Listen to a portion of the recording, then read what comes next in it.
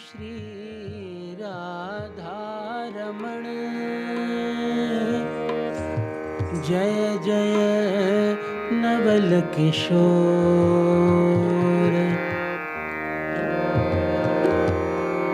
जय गोपी चित चोर प्रभु। जय जय माखन चोर। जय गोपी चित चोर प्रभु। जय जय माखन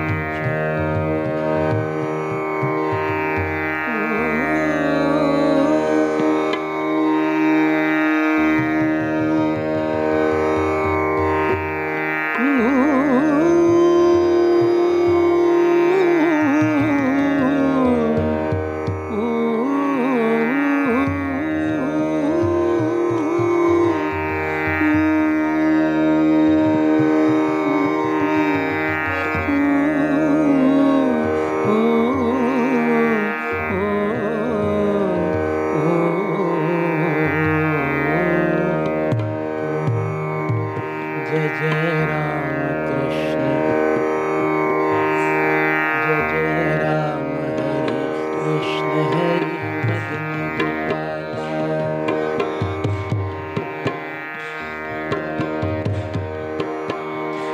जय जय राम हरे कृष्ण हरे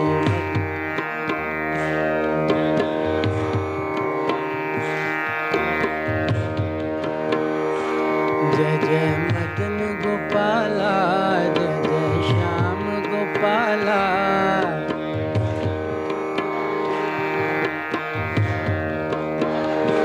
जय जय मदन गोपाला।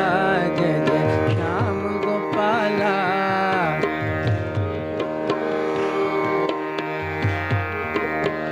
ओ जय जय मदन गोपाला।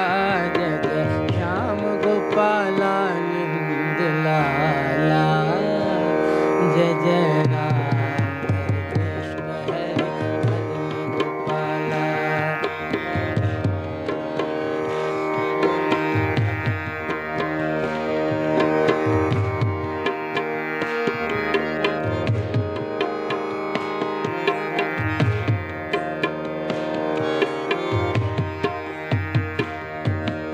मदन गोपाला श्याम गोपाला। मदन गोपाला रे बोलो नंद के लाला। ओहो ओहो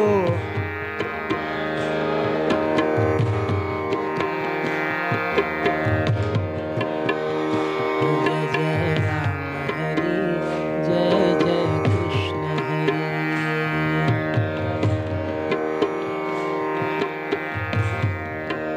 ओ मदन गोपाला श्याम गोपाला। मदन गोपाला रे बोलो नंद के लाला। ओहो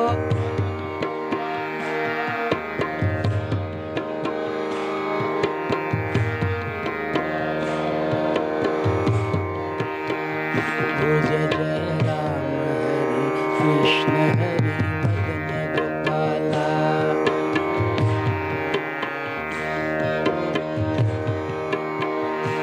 जय जय राम हरे कृष्ण हरे मदन गोपाला।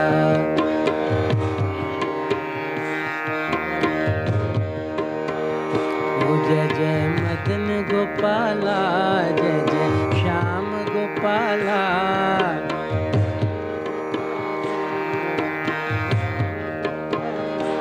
जय जय मदन गोपाला। जय जय श्याम गोपाला नंद लाला।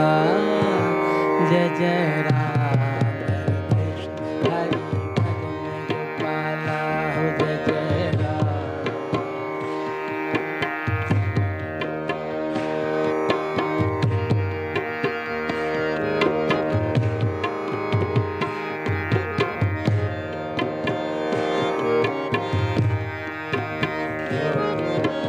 मदन गोपाला श्याम गोपाला।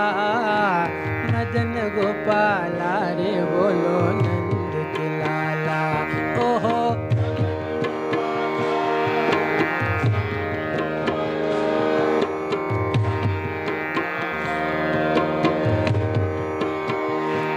जय जय राम हरि, जय जय कृष्ण हरि।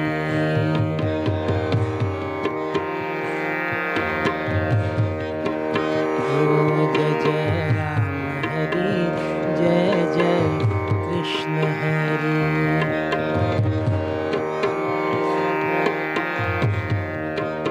ओ मदन गोपाला श्याम गोपाला, मदन गोपाला रे बोलो नंद के लाला।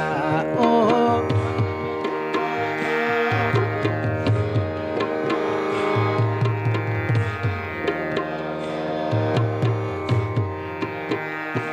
जय जय राम हरि कृष्ण हरि, मदन गोपाला।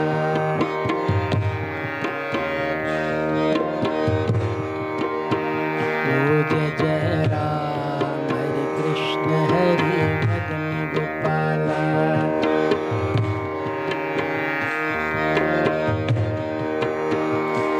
जय जय मदन गोपाला, जय जय श्याम गोपाला।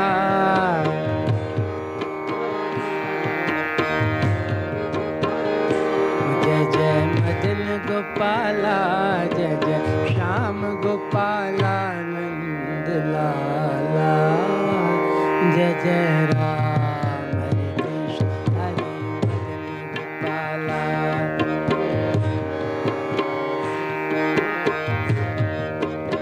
ओ जय जय राम हरे कृष्ण हरे मदन गोपाला।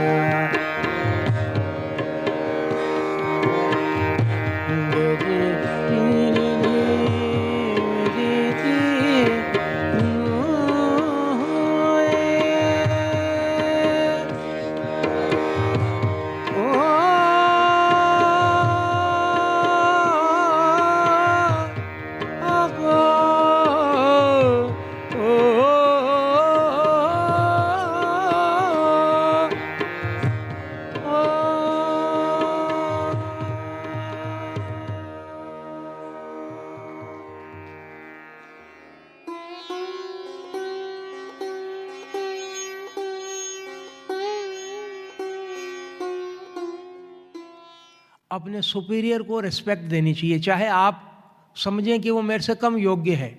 आपका अहंकार तो आपको हमेशा ये बतलाएगा। अहंकार का एक गुण होता है, वो अपने आप को बहुत ही अच्छा मानता है। ये व्यक्ति का गुण नहीं है, अहंकार का गुण है, और ये सब में ही है। एक ईरानी कहावत है कि जब इंसान पैदा हुआ था तो भगवान ने उसके कान में क्या बोला था, सुन, तेरे से ज़्यादा अक्लमंद और खूबसूरत आज तक मैंने किसी को नहीं बनाया दूसरे को। और वो उसको हमेशा याद रहता है, वो उसको भूलता ही नहीं है। एक और कहावत है ईरानी कि दूसरे की अकल और अपने का पैसा, अपना धन हमेशा कम लगता है। ये अहंकार के गुण हैं। तो इनको, अहंकार को सॉफन करने के लिए कुछ नियम बना लीजिए कि बड़ों को रिस्पेक्ट देनी। और संस्थाओं में तो कुछ मर्यादाएं बनी होती हैं कि ये एग्जामिनेशन डिपार्टमेंट है, ये ट्रेनिंग का डिपार्टमेंट है, ये प्रिंसिपल है। उसमें अपने को कभी ट्रांसग्रेस करने से बचना चाहिए, सजेशन दूर। और जितनी जिम्मेदारी नीचे के लोगों की है उससे 10 गुनी जिम्मेदारी जो ऊपर के लोगों की है। जितना बड़े पद पे आदमी होता है उसकी जिम्मेदारी नीचे से ज़्यादा है, इसीलिए तो वो बड़े पद पे बैठा है। और संस्था में शांति और प्रेम के माहौल के लिए एक दो बातों की और ज़रूरत है कि संस्था के एडमिनिस्ट्रेशन में न्याय और प्रेम होना चाहिए। और प्रेम भले ना हो, न्याय तो होना ही चाहिए। न्याय और प्रेम में से प्रेम ऊंचा तत्व है, न्याय नीचा है। तो न्याय न हो, अब देखो फ्रांस, यूरोप और इंडिया में क्या फ़र्क है। बोलते हैं यहाँ जितना खाओ टैक्स लगा जाते हैं 90%, कोई भी आकर के चोरी कर लेगा, डकैती कर लेगा, न्याय नहीं है। इतनी मेहनत करते हैं, मिलता ही नहीं है कुछ। यूरोप में जाएंगे, अमेरिका में, तो जितनी मेहनत करेंगे उतने पैसे तो मिलेंगे। तो ये न्याय का फ़ायदा है कि नहीं है? एक जो उनका जुडिशियल सिस्टम है वो न्याय पे युक्त है, यहाँ करप्शन है। तो प्रेम दोनों जगह नहीं है, लेकिन एक जगह न्याय है। प्रेम तो बहुत ऊंचा तत्व है, प्रेम तो परमात्मा का स्वरूप है। न्याय परमात्मा की सीमित कृपा है और प्रेम परमात्मा की स्पेशल कृपा है। न्याय भी भगवान की कृपा है।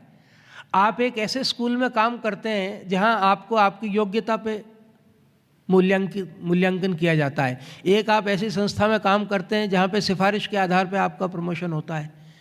तो ये उस संस्था की आप पे कृपा नहीं है कि आपके साथ न्याय होता है? क्यों बेटा पूजा? ठीक है ना?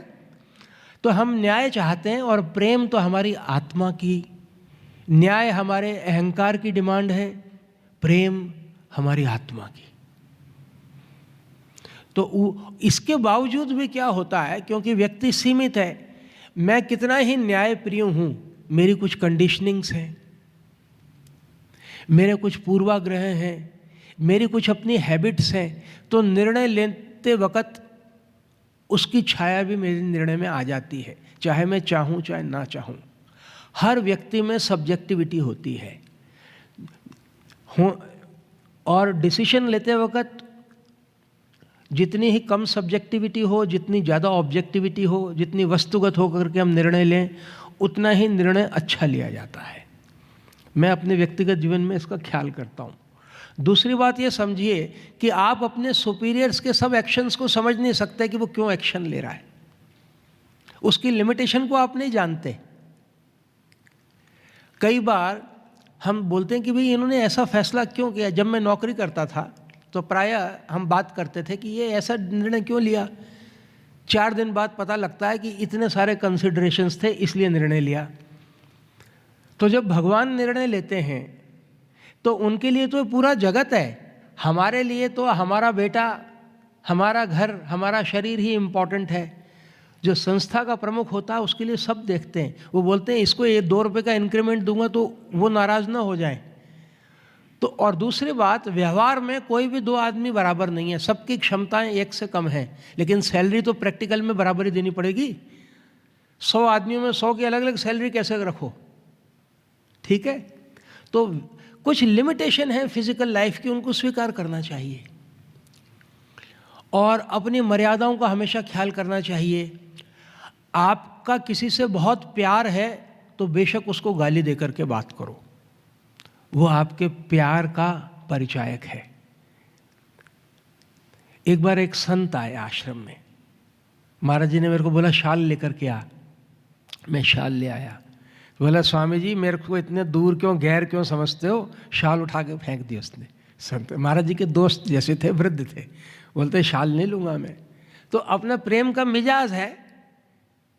मतलब कृष्ण को हम गाली दे करके बोलती हैं गोपियाँ, दूसरे तो 1108 लगाते हैं, मोर मुकुटधारी 20 नाम लगा करके तो बोलते हैं श्री कृष्ण, और गोपियाँ बोलती हैं थप्पड़ लगाऊंगी, मक्खन चोरी कर लिया, तेरे को माँ से पिटाई कराऊंगी तेरी।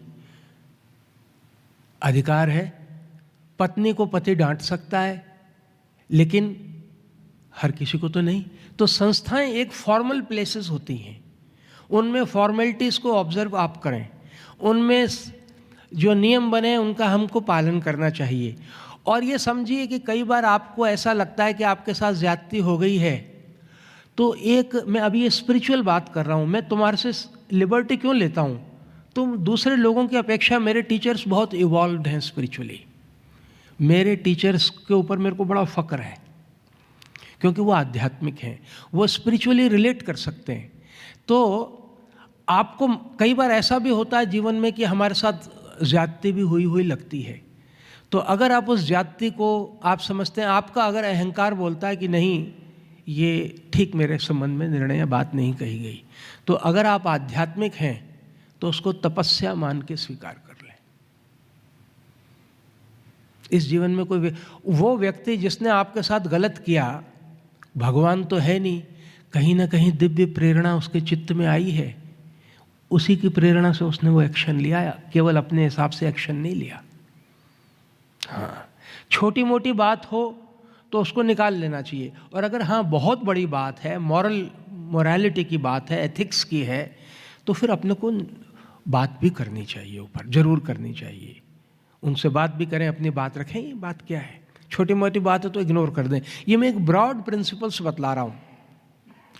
और अपने साथियों पे बहुत ट्रस्ट करें। ट्रस्टवर्दी ना हो तो भी उनको ये महसूस कराएं आप कि आप उनको प्यार करते हैं। हमारा जो अहंकार है ना, वो रेस्पेक्ट चाहता है सबका। मैं आपको इंसान के तौर पे नहीं देख रहा हूँ अभी, मैं ये देख रहा हूँ कि हम सब अहंकार, ego is the stuff that all of us are made up of. हम कितने ही बोलें, आप किसी को जी मत बोलिए, फिर देखिए मजा। ये देखो अपने आप को अफलातून समझता है, मेरे को ऐसे ही बोल दिया, और कैसे देख रहा था, ऐसे घूर करके देख रहा था जैसे खा जाएगा। ऐसा नहीं बोलते। सारी आधी से ज़्यादा शिकायतें तो ऐसी ही होती हैं जीवन में, कि मेरे को जितनी रेस्पेक्ट के काबिल मैं हूँ उतनी नहीं मिली, और मैं कितनी रेस्पेक्ट के काबिल हूँ, इक्वल टू गॉड। जितनी मर्जी रेस्पेक्ट दे दो, मेरे को कमी है वो, तो रेस्पेक्ट दे। मैंने कल आपको उदाहरण दिया था कि हमारे घरों में अगर डेथ हो जाए और कोई निकट का व्यक्ति ना आए, तो हमको पता है कि लोग बाग जब मृत्यु के समय आते हैं तो उनके हृदय में उतनी पीड़ा नहीं होती जितनी हमारे हृदय में होती है। लेकिन हमको अच्छा लगता है कि कोई आकर के हमारा कंधा सहला दे, तो ये एक शिष्टाचार है, उसमें सच्चाई भी नहीं है, तो भी हमको शिष्टाचार कितना अच्छा लगता है। थैंक यू बोलना, सॉरी कहना हम क्यों नर्सरी में सिखाते हैं। तो जितना ही हम औपचारिक वातावरण में, फॉर्मल एनवायरनमेंट में रहते हैं, उतना ही शिष्टाचार और मर्यादाओं का अधिक महत्व है। और जितना ही प्रेम प्रगाढ़ है, उतना ही औपचारिकताओं का महत्व नहीं है। अब देखो, महाराज जी 30 साल तक मौन रहे, उन्होंने तो 30 साल तक हमको जी नहीं बोला। हमारा इतना गहरा प्रेम था कि वो आँख, वो कुछ भी बोलते थे हम समझ जाते हैं आज भी स्वामी जी को क्या चाहिए, वो कर देते थे हम। इतना बड़ा आश्रम उस महापुरुष ने मौन में बनवा दिया। Is it not a miracle?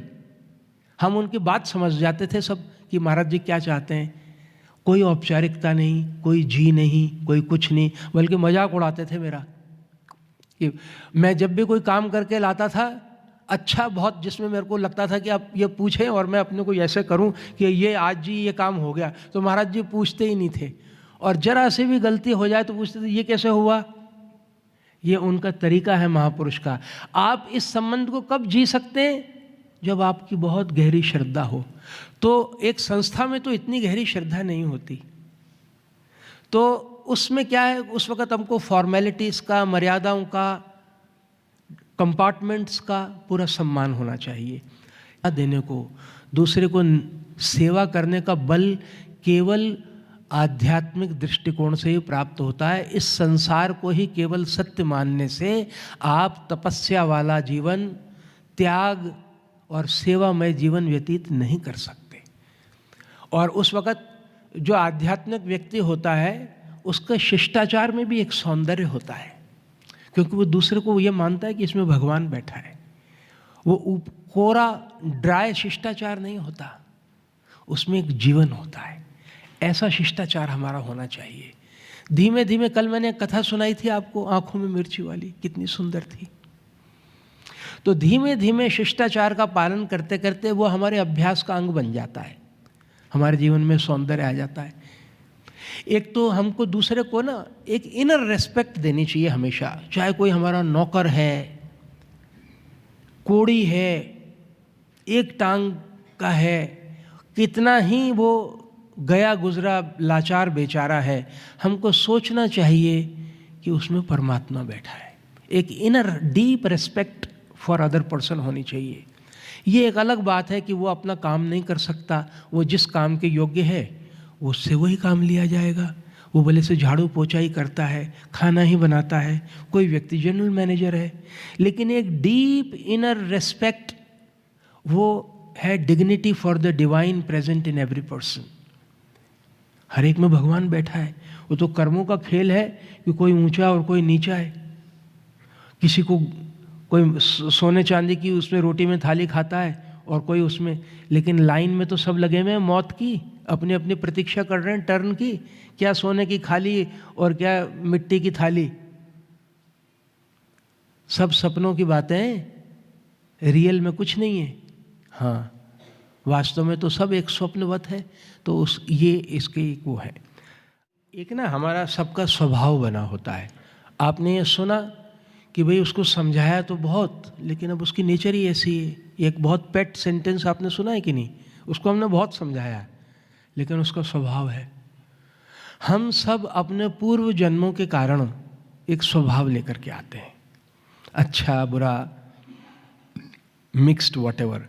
तो क्या होता है कि जब आप अपने जीवन में कॉन्शियसली एक स्पिरिचुअली ओरिएंटेड लाइफ जीते हैं, तो आप अपने स्वभाव को ट्रांसेंड कर पाते हैं, उसका अतिक्रमण कर पाते हैं। नहीं तो केवल इंटेलेक्चुअली सुनने से बातें नहीं होती हैं, दिल में बात तो लगेगी। आध्यात्मिक व्यक्ति वो नहीं है जिसको दिल में बात लगे ही ना। आध्यात्मिक व्यक्ति वो है जिसको दिल में बात लगे तो, लेकिन वो उसको जल्दी से उससे अपनी जान छुड़ा करके उससे ऊपर उठ जाए। हम इंसान हैं, कोई बात कहता है हमारे को, गाली देता है, अपमान करता है, तो थोड़ा तो कष्ट होता है। आध्यात्मिक व्यक्ति रिकंसाइल कर लेता है। मेरे गुरु भाई प्रबोध चेतन जी का शरीर छूटा था, तो किसी सेवक ने स्वामी जी को पूछा आपको दुख हुआ? स्वामी जी ने बोला दुख क्यों नहीं होगा, अब वो महापुरुष हैं, आत्म साक्षात्कार उपलब्ध महापुरुष हैं, तो भी फिजिकल लेवल पर रहते हैं। और करुणा जो है ना, वो एक दैवीय गुण है। महाराज जी ने बोला दिल ही तो है न संगो खिश्त, दर्द से भर आए, दर्द से भर क्यों न भर आए न क्यों, रोएंगे हम हमें हजार बार, हमें कोई मनाए क्यों। ये मेरे को ध्यान है आज भी, उन्होंने ये शेर पढ़ा है। 1997 की बात है, 27 दिसंबर।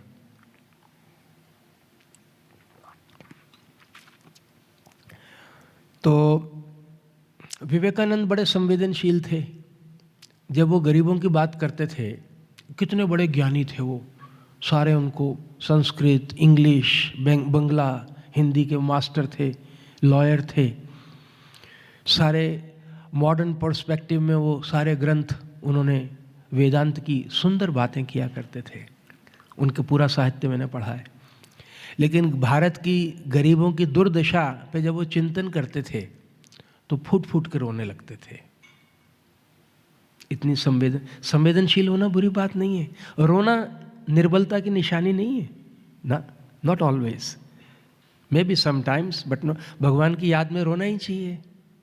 अपने से कोई गलती हो जाए रोना ही चाहिए, क्यों नहीं? तो संवेदनशील होना, इमोशनल होना is not a bad quality. Over power ना कर ले हमको, हमारी जिम्मेदारियों को निर्वहन करने में बाधा ना पहुंचाए। और इमोशन से ही तो काम होते हैं जगत के, ठीक है ना। आपको आध्यात्मिक व्यक्ति को कोई घटना उखाड़ नहीं देती, आपको प्रभावित करती है, लेकिन आप उससे अपरूट नहीं होते, उससे कोई लेसन दे जाती है आपको वो, बस ये। हम यहाँ पैदा होती है, जैसे कि हम किसी संस्था में काम कर रहे हैं, तो हमको हम सोचते हैं कि सब बराबर हैं। हम ये नहीं जान पाते कि हम बच्चे हैं तो इसलिए हमें कम मिला। हम अपने को सबके बराबर समझते हैं। तो हम कैसे समझें कि हम बच्चे हैं इसलिए हमें इतना मिला है, लेकिन है समानता, तो हम उसको वहाँ से प्रॉब्लम क्रिएट होती है। हाँ, बहुत अच्छी बात है आपकी। देखिए, समानता का मतलब अगर समान लोगों से असमान व्यवहार किया जाए तो ये इनइक्वलिटी है कि नहीं है? अगर समान लोग हैं उनसे असमान व्यवहार किया जाए तो ये असमानता है कि नहीं है? और असमान लोगों से समान व्यवहार किया जाए तो ये भी असमानता नहीं है क्या? We have to deal rightly, not equally, properly, in accordance with what one deserves. अच्छा, इसमें त्रुटि भी तो हो सकती है ना तारा, असेसमेंट में त्रुटि हो सकती है, लेकिन नॉर्मली नहीं होती है। तो क्या है कि जितना अगर हम अंतरावलोकन करेंगे तो हमको पता लग जाएगा। और अगर हमको अपनी शांति भंग नहीं करनी, हमको लगता है कि हमको कम मिला है।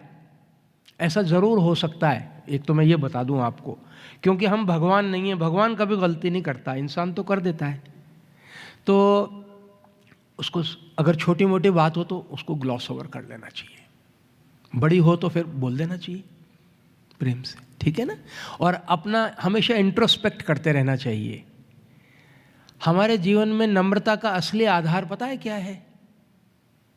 अपनी गलतियों का पता होना। केवल तभी सच्ची नम्रता आती है।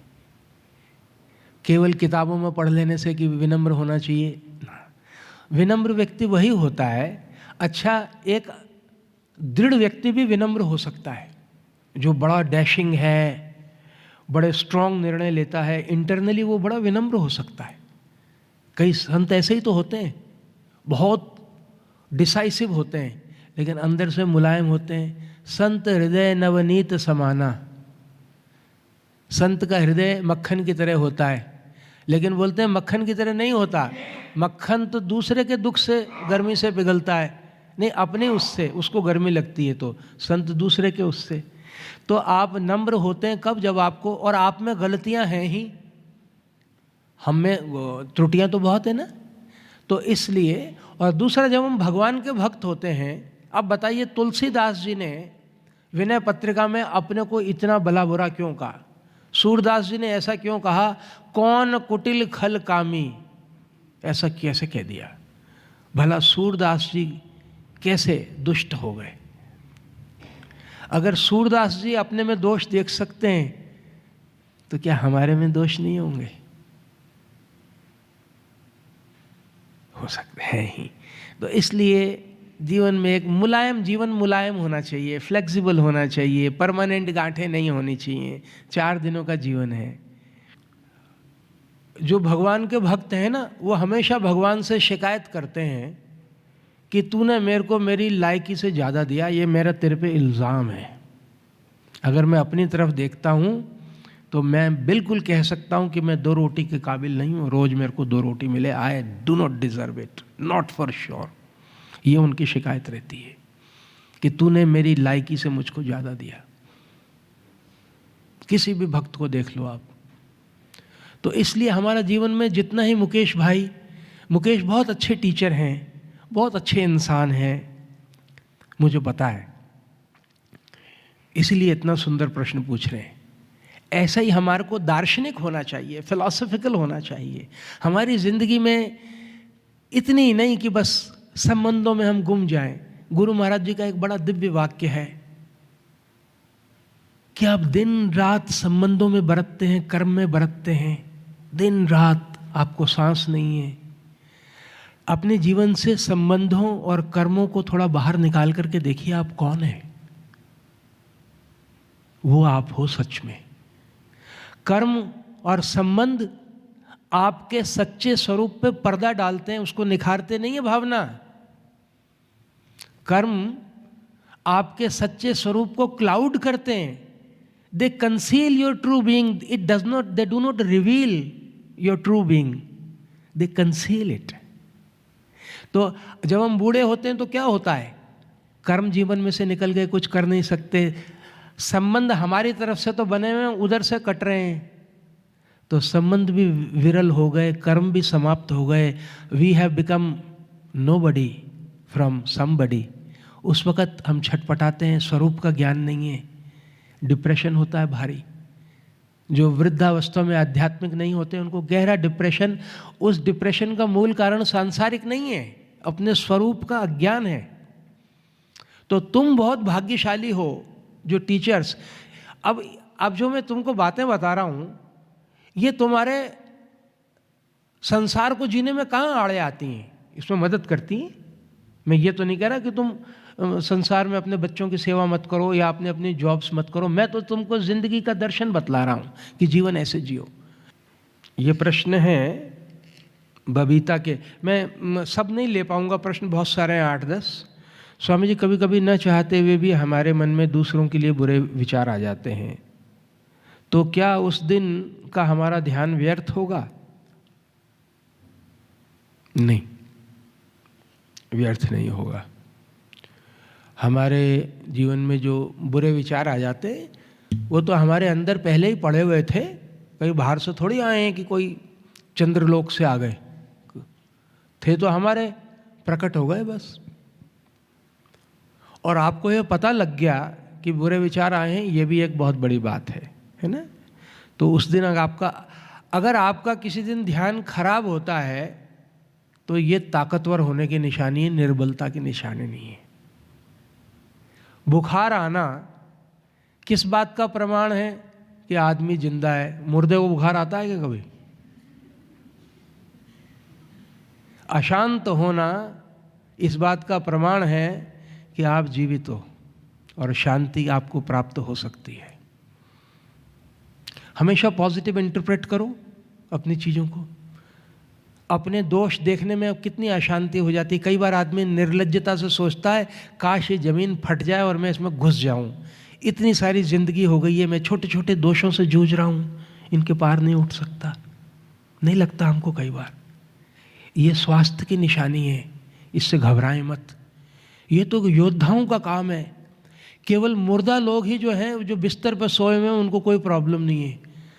जो मैदान जंग में खड़े हैं उनके जीवन में तो संघर्ष ही संघर्ष है, और वो बहुत सुंदर बात है। डरते नहीं उससे।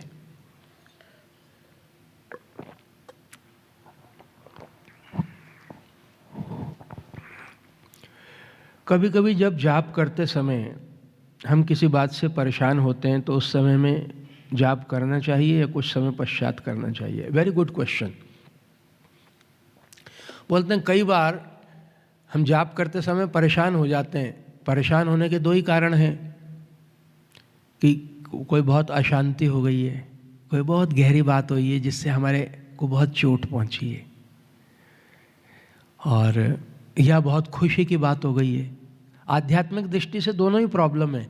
ज़रूरत से ज़्यादा एक्साइट हो जाना और ज़रूरत से ज़्यादा डिप्रेस हो जाना, बोथ आर प्रॉब्लम सेम, क्योंकि दोनों आपको परमात्मा से हटा देते हैं। तो उस समय मैं कहता हूँ कि थोड़ा रोक दें जाप, क्योंकि मैकेनिकली उसको घसीटे मत। उस वक़्त आप उसको ना अपने मन को देखते रहें, दृष्टा बन करके 2-4-5 मिनट देखते रहें चुप करके। और फिर जैसे ही मन, भगवान को प्रार्थना भी कर सकते हैं कि प्रभु मेरे को बल दो, मैं तुम्हारी बेटियाँ हूँ, मेरा मन अशांत है, मेरे को ताकत दो।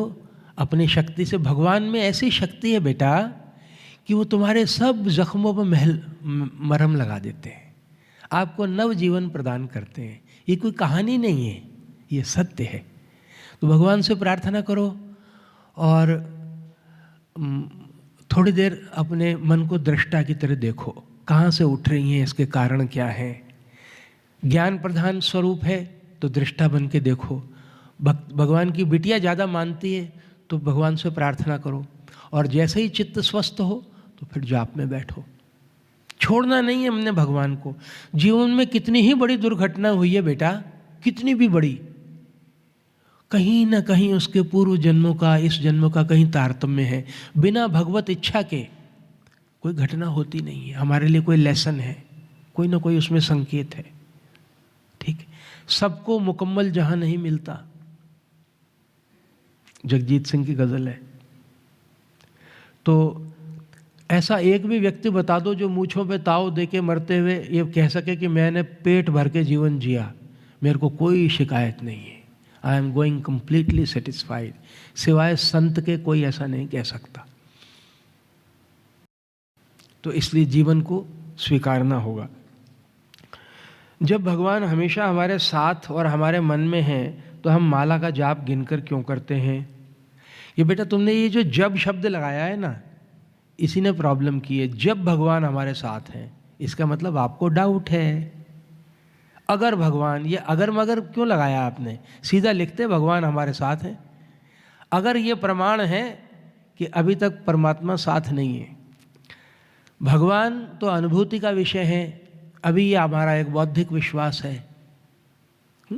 और अगर आपको भगवान के प्रति बहुत प्रेम है तो जब हम जप करके, जप करना ऐसा ही है जैसे क ख ग घ है। तो क मतलब कबूतर थोड़ी होता है वैसे, और च मतलब जो है वो चम्मच थोड़ी होता है। च से तो है वो चटनी भी होता है, चपाती भी होता है। तो जप जो है वो इसलिए करते हैं कि हमारा अहंकार जो है शुरू में करना नहीं चाहता, तो ये अभ्यास का एक तरीका है। और फिर बाद में जब हैबिट पड़ जाती है तो माला से कर लें तो क्या हर्ज है। अब मैं खुद स्वयं माला से करता हूँ जाप, लेकिन और आप समय से भी कर सकते हैं कि मेरे को आधे घंटे जाप करना है, और दूसरे तरीके से आप नाप करके कर सकते हैं कि मैंने 12 मालाएं करनी है। और माला के 108 मनकों में से 8 को गिनते नहीं हम, 100 को ही गिनते हैं, ये मान करके कि 8 GST है, टैक्स है। इतनी देर हमारा मन इधर उधर भटक रहा होगा, हमने भगवान का सुमरन नहीं किया होगा। इसलिए अहिंसा मतलब कम हिंसा, बस। बिल्कुल अहिंसा संभव नहीं है जब तक द्वैत है। जब आपको अद्वैत की अनुभूति होगी कि आपके अलावा कोई नहीं है, तब तक जब तक दूसरा है तब तक हिंसा है। प्रेम जो है वो हिंसा को दूर करता है, प्रेम एकत्व लाता है। घृणा हिंसा फैलाती है, 1 से 2 कर देती है, जहां 2 होंगे वहां हिंसा होगी। तो रिलेटिव है ये।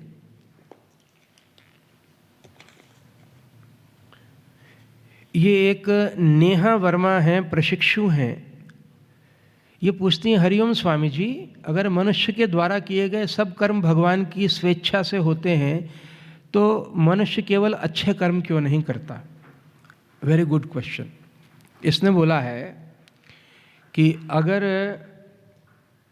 सब कर्म भगवान की इच्छा से हो रहे हैं तो भगवान हमें बुरे कर्म क्यों करने देता है? नेहा कौन है? हाँ जी,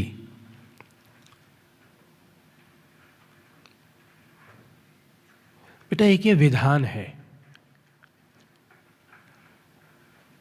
आज से 10,000 साल बाद की जब हिस्ट्री लिखी जाएगी तो उसमें ये आएगा कि वो फांसी पे लटका देते थे भारत में। तो इधर तो लोग भजन कीर्तन करते थे, उधर फांसी पे लटका देते थे लोगों को।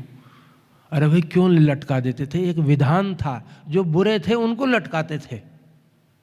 तो विधान में तो अच्छा भी होता है। अब हमारा विद्यालय बहुत अच्छा है, लेकिन क्या हम दंड नहीं देते क्या? विधान है, जो गलत करेगा उसको गलत मिलेगा, बुरा अच्छा करेगा तो अच्छा मिलेगा। तो जब मनुष्य की, ये बहुत गहरा फिलॉसफिकल प्रश्न है, तो जब मनुष्य की चेतना तक विकास हो जाता है तो हमारे अंदर मन तत्व का विकास होता है? और मन का मतलब विवेक। मन इज ए डिस्क्रिमिनेटिंग फैकल्टी, और हमारे में कर्ता भाव आ जाता है। अब पशु में कर्ता भाव नहीं होता, पशु रिस्पॉन्सिबल नहीं होता अपने कर्म का, उसको ना दंड मिलता है। अब देखो गाय जो है, उसने वेजिटेरियनिज्म ऐसे नहीं हुई जैसे आप हो गए वेजिटेरियन, वो जन्म से ही वेजिटेरियन है। और कभी कोई शेर वेजिटेरियन देखा क्या आपने, कि जो केवल घास खाता हो? क्यों भाई? प्रकृति से मिला हुआ है। लेकिन मनुष्य में गुण है कि वो वेजिटेरियन भी हो सकता है, मांसाहारी भी हो सकता है, और कभी मिक्स्ड भी हो सकता है। तो मनुष्य में जैसे ही कर्ता भाव पैदा हो गया कि हाँ ये मैंने किया, तो वो अपने कर्मों के लिए उत्तरदायी हो जाता है। और ये इतना गूढ़ प्रश्न है कि इसका जवाब आपको ध्यान सुमरन किए बिना नहीं मिलेगा, और इसके ऊपर जब तक लंबी चर्चा श्रद्धापूर्वक नहीं होगी तो नहीं मिलेगी इसका उत्तर। ये एक मौलिक प्रश्नों में से है जिसका उत्तर संत लोग भी ये कह करके देते हैं कि आपको बोध के उपरांत इसका जवाब मिलेगा। तो कह सकते हैं जब तक आप में कर्ता भाव है तब तक आपको इस प्रश्न का उत्तर नहीं मिलेगा।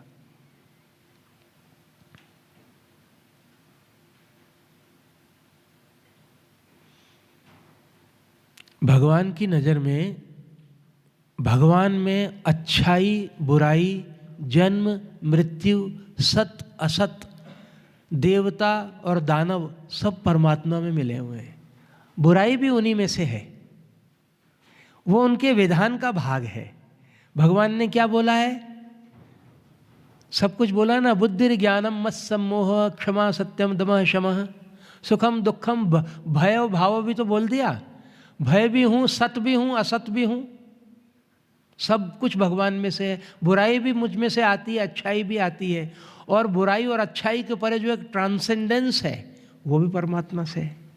ठीक है, तो हमको भगवान के अच्छे विधान के साथ आइडेंटिफाई करना है। और भगवान ने हमको, कभी भगवान ने सपने में आकर के बोला कि बुरा काम करो, ऐसा तो नहीं शायद बोला होगा। एक सद्विवेक हमारे हृदय में स्थापित है जो हमको बिना किसी ट्रेनिंग के गलत काम से रोकता है। लेकिन जो व्यक्ति काम में बहुत मसरूफ़ रहते हैं, जो हिंसा कर कर के जिनकी चेतना पे इतनी मोटी काली काले कंबलों की चादरें पड़ गई हैं, पर्दे, वो उस आत्मा की आवाज़ को नहीं सुन पाते। जो रोज़ ध्यान में बैठते हैं, जो लोगों की निष्काम सेवा करते हैं, वो उस आत्मा की आवाज़ को ज़्यादा अच्छी तरह सुन पाते हैं। वो बड़ी मुलायम आवाज़ होती है, उसको सुनने के लिए एक स्थिरता की ज़रूरत है, वो आपको गाइड करती है। मनुष्य का सबसे बड़ा गुरु उसका अपना विवेक होता है, अंदर ही बैठा है। दीक्षा पूछती हैं, सभी मनुष्यों के अंदर भगवान हैं तो फिर हमारे द्वारा गलत काम क्यों हो जाता है? मैं समझता हूँ मैंने इसका उत्तर दिया अभी, है ना, कि दोनों तरह के विधान हैं। आपके यहाँ शराब खाना भी है, आपके मोहल्ले में जुआ घर भी है, जिम्नाजियम भी है, मंदिर भी है, एक संत की कुटिया भी है। चले जाइए जहाँ आपको ठीक लगता है। गुरु के बिना हम अपना लक्ष्य नहीं पा सकते। अगर मुझे आध्यात्मिक मार्ग पर चलना है तो भगवान का भजन करना है, तो क्या मुझे आध्यात्मिक गुरु बनाना आवश्यक है? गुरु, आध्यात्मिक गुरु बनाना कोई बहुत जरूरी नहीं है, और कोई आवश्यक नहीं है कि जरूर जीवन में हो ही। अंदर बैठे हैं भगवान, उससे सीधा कनेक्शन कर पाएँ तो ज़रूरत नहीं है। और चूँकि हमारा मन बहुत भटकता रहता है, इधर उधर मुंह मारता रहता है, अगर कोई शरीरधारी गुरु भी हों और उससे आपको प्रेम हो जाए, आप उसके बाहरी स्वरूप के ऊपर ध्यान न दे करके उसके अंदर बैठे परमात्मा से जुड़ सकें, तो बहुत बड़ा महत्व है। हिंदू धर्म में गुरु का बड़ा महत्व होता है। एक छोटी सी चीज़, गणित सीखनी हो तो टीचर चाहिए, तो जहाँ पे, और बाहर की दुनिया में हमारे को गाइड चाहिए होते हैं। तो अंदर मन की जो गहरी परतें होती हैं, अंदर इतने स्पिरिचुअल एक्सपीरियंसेस होते हैं, इतनी कठिन जर्नी है मन की, विज्ञान की, इमोशन की, और इतनी रुकावटें होती हैं, उनमें कोई गाइड कर सकता है। और अगर आपको किसी से, आपको संत से प्रेम हो जाए, आपको लगे इसके पास बैठ कर के मेरे को शांति मिलती है, तो बना भी सकते हैं। और कोई नहीं भी बनाए, बहुत सारे संत ऐसे साधक हुए जिनके जीवन में शरीरधारी गुरु नहीं थे, और बहुत सारे ऐसे थे जिनके जीवन में थे भी। श्री कृष्ण तो भगवान हैं लेकिन मैंने कहीं पढ़ा है कि भगवान श्री कृष्ण को महापुरुष कहा गया है। श्री कृष्ण तो सर्वोपरि हैं, क्या उन्हें महापुरुष कहा जा सकता है? हाँ, कहा जा सकता है। आपकी नज़र में सर्वोपरि हैं तो बहुत अच्छी बात है, लेकिन अपन दूसरे पे ऐसी क्यों आशा करें कि वो भी वैसा ही माने? अब जैसे जो मुसलमान भाई हैं, ईसाई हैं, अगर वो नहीं मानते तो मत माने, वो अपने अपने कंसेप्ट। भगवान तो अनंत भाव में है ना, भगवान तो निर्गुण निराकार भी हैं, श्री कृष्ण भी हैं। हमारी मान्यता है, मैं भी भगवान कृष्ण का उपासक हूँ, लेकिन मैं उनको अपने जीवन तक ही रखता हूँ, या मैं आप लोगों से बात करता हूँ। अगर मेरी असेंबली में अभी मुसलमान होंगे तो मैं इस भाव से उनको अपने भाव उसके ऊपर थोपूंगा नहीं। तो अपनी मान्यता जो है, भगवान अनंत भाव हैं, लेकिन इतना ध्यान रहे कि जो परमात्मा है वो श्री कृष्ण तो है, लेकिन केवल वही नहीं है, राम भी वही है, उसके अनंत नाम और रूप हैं। हम मानते हैं कि भगवान श्री कृष्ण परब्रह्म परमेश्वर के पूर्ण अवतार थे। तो तुम खूब भक्ति करो श्री कृष्ण की, लेकिन जो श्री कृष्ण को महापुरुष मानते हैं उनसे द्वेष न करो, उनको गलत मत समझो। अगर भगवान सर्वशक्तिमान हैं तो उनमें इतनी शक्ति नहीं है कि वो कृष्ण बन सकें। अगर भगवान श्री कृष्ण के रूप में नहीं आ सकते तो सर्वशक्तिमान काय के हुए? फिर तो उनमें बोलेंगे कि आप ये नदी, नाले, पहाड़, हिमालय और गैलेक्सीज तो बन सकते हैं, लेकिन श्री कृष्ण नहीं बन सकते। ऐसा कैसे? भगवान तो खंबा भी बन गए, ध्रुव को खंबे में दर्शन दिए, नरसिंह बन गए, कभी वृक्ष बन सकते हैं, मत्स्यावतार है, ये तो सर्वशक्तिमान है। लेकिन अगर किसी की ऐसी धारणा है तो भगवान में तो अहंकार नहीं है बेटा, वो बुरा नहीं मानते। भगवान तो नास्तिकों को भी सांसों का जीवन देते हैं, जो भगवान को नहीं मानते उनको भी जीवन दे रखा है उन्होंने, कि नहीं? उनको भी रोज रोटी देते हैं। भगवान तो इतने करुणावान हैं। तो अपने को उदार चित्त होना है, और ये जो 21वीं सदी है इसमें उदारता चाहिए। तो दूसरों को पूरी छूट देनी चाहिए, और भगवान की प्राप्ति के अनंत तरीके हैं, अनंत भावमय हैं। देखो पूरा का पूरा वृंदावन भगवान कृष्ण के प्रेम में पागल है। उस काले कलूटे कृष्ण कन्हैया ने थोड़े दिनों लीलाएं की, और उसके प्रेम का प्रवाह हजारों सालों तक अखंड चल रहा है वहाँ पे। ऐसे ही चित्रकूट और अयोध्या जी में। तो हम तो अवतारवाद को मानते हैं, लेकिन हम उनसे घृणा नहीं करते जो इसको नहीं मानते, बस इतनी बात। और हम अपने धर्म पे दृढ़ भी हैं। जो तुम्हारी भावना है कि भगवान श्री कृष्ण सर्वोपरि हैं, तो ऐसा ही है, इसको रखो। हाँ, लेकिन जो दूसरा नहीं मानता तो उसको बोलो तुम मत मान। और हमको रहना भी उनके साथ चाहिए ज़्यादा जो कृष्ण को मानते हैं, बिल्कुल। तभी तो हमारे को, हम ढोलक के साथ में गाएंगे, नहीं तो हम कैसे गाना बजाना कैसा करेंगे अगर कोई कृष्ण को नहीं मानता होगा उसके साथ? तो वो भी हमारा अधिकार है, बस सिर्फ हम घृणा नहीं करेंगे। लेकिन हमारे जो हिंदू धर्म है बहुत ही वैज्ञानिक है, ऊंचा है, सुंदर है, उदार है, और स्टिक टू इट। आपकी सुगंध चारों तरफ फैली रहेगी ना, सारा समाज इसकी गवाही देगा आपकी प्रगति हो रही है। अच्छाई किसे अच्छी नहीं लगती। हाँ, एक ये भी बात है, व्यक्तिगत जीवन पे तो होता है, लेकिन अगर एक सामूहिक आपके बारे में राय है, एक सामूहिक राय भी होती है, वो ठीक होती है। एक व्यक्तिगत राय तो किसी का आपने काम नहीं किया तो वो हो सकता है राय रखे, लेकिन एक समूह, पूरा स्कूल कह रहा है कि आदमी बड़ा अच्छा था, तो उसकी बात में, इसीलिए तो पंच परमेश्वर बोलते हैं, पंचों की राय ठीक होती है। सब बोल रहे हैं कि भाई ये तो अच्छा, एक आदमी की राय बोलेगा अरे यार तेरे को नहीं दिया तो तू ऐसे ही बोल रहा है, हम जानते हैं उसको बहुत अच्छा आदमी है, वो क्या बोल रहा है तू। आपस में झगड़ जाते हैं लोग अच्छे आदमी के लिए। और देखिए जीवन में थोड़ा सा जीवन है, मैं कहता हूं कि हमारा जो स्पिरिचुअल लाइफ है ना, वो केवल 25 वर्ष है, बस 25 से 30 वर्ष, जिसमें हम विगरसली परमात्मा को, बाद में हमारी हैबिट बन जाती है, फिर उसी हैबिट से हमको। तो अभी आप लोगों की जो है ना, जो हमारे जो यंग ट्रेनीज हैं, इनकी उम्र है कि जीवन का ठीक ठीक निर्णय पक्का कर लें, और 50-55 वर्ष तक गोल्डन पीरियड होता है जीवन में, जो भी कुछ हम हासिल करना चाहते हैं उसका। तो अभी अपने निश्चित कर लें, 100 बात की एक बात, रोज एक आधा से पौन घंटा अपने भगवान के लिए दें, बस 20 मिनट तो जाप में जरूर बैठें, 10 मिनट डीप ब्रीदिंग में जरूर बैठें, आधा घंटा तो दें। जिस परमात्मा ने जीवन दिया है उसकी उतना भी, आपको इतना भी टाइम नहीं है। तो वो जो परमात्मा जिनके आप अंश हैं, जिन्होंने आपको ये जीवन की भेंट दी, उसके लिए आपके पास आधा घंटा नहीं है क्या? आप इतने अफलातून हैं क्या? आप क्या हैं जो आपके पास टाइम नहीं है उनके लिए? आप इतने बड़े कहाँ से हो गए, आप और हम? समय दो उनको, समय निकला जा रहा है। भगवान आपके पिता हैं, आपकी आत्मा है, उनको समय दो, उनको प्रेम करो। अंत में उन्हीं के पास लौटना है हमने। जान की जय, बोलो श्री हनुमान की जय। राम लक्ष्मण जान की जय, बोलो सीता राम की जय, बोलो गंगा मैया की जय, बोलो चारों भैया की जय, जय। बोलो गंगा जय, बोलो जमुना मैया की जय, बोलो चारों भैया की जय। बोलो